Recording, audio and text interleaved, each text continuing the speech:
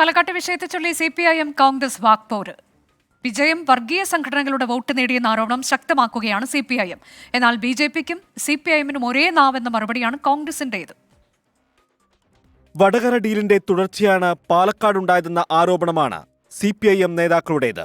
SDPI Jamaat-e ബാന്ധവം ആരോപിച്ചാണ് ഫലം വന്ന ശേഷവും നേതാക്കൾ രംഗത്ത് വന്നത്. കേരളത്തിൽ SDPIയും ജമാഅത്തും തമ്മിൽ അവരെ യോജിപ്പിച്ച് UDFന്റെ പക്ഷത്ത് ഉറപ്പിച്ചു നിർത്താനുള്ള ശ്രമമാണ് ഇന്ത്യൻ യൂണിയൻ മുസ്ലിം ലീഗ് നടത്തിയിട്ടുള്ളത്. ഒരു ഭാഗത്ത് RSSുമായി കൂട്ടുകെട്ടുണ്ടാക്കുക, മറ്റൊരു ഭാഗത്ത് SDPIയുമായി കൂട്ടുകെട്ടുണ്ടാക്കുക. അപ്പോൾ ഈ രൂപത്തിൽ നെറികെട്ട ഒരു സമീപനം കേരളത്തിന്റെ ചരിത്രത്തിൽ ഇന്നേ വരെ കാട്ടിയിട്ടില്ല. CPIM വിമർശനത്തിന് മറുപടിയുമായി പ്രതിപക്ഷ നേതാവ് VD സതീശൻ. BJPക്കും CPIMനും ഒരേ നാവെന്ന് പ്രതികരണം. SDPIയുടെ പിന്തുണയ്ക്ക് പോയിട്ടില്ലെന്ന് KPCC അധ്യക്ഷൻ K സുധാകരൻ. BJPക്ക് വോട്ട് പറഞ്ഞതിന് CPIMന് എന്തിനാണ് ഇത്ര സങ്കടം? അപ്പൊ BJPയുടെ വോട്ട് ഗണ്യമായിട്ട് കുറഞ്ഞു. അതിൽ ഏറ്റവും സങ്കടം BJPക്കാരെക്കാളും സങ്കടം CPIMനാണ്.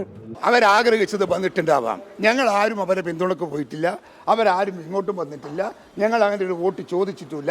ഞങ്ങളുടെ സ്ഥാനാർത്ഥിക്ക് വോട്ട് ആരും ചെയ്യും, സ്വാഭാവികമാണ്. വിമർശനത്തിന് മറുപടിയുമായി ലീഗ് നേതാക്കളും രംഗത്ത് വന്നു. CPIM ആരോപണത്തെ രാഹുൽ മാങ്കൂട്ടത്തിൽ തള്ളി. കോൺഗ്രസ് പ്രവർത്തകൻ പുന്ന നൌഷാദിന്റെ ഘാതകരുടെ പാർട്ടിയായ SDPIയെ കോൺഗ്രസ് ചേർത്തു നിർത്തിയെന്ന് യൂത്ത് കോൺഗ്രസ് നേതാവായിരുന്ന AK ഷാനിബ് കുറ്റപ്പെടുത്തി. Political desk 24.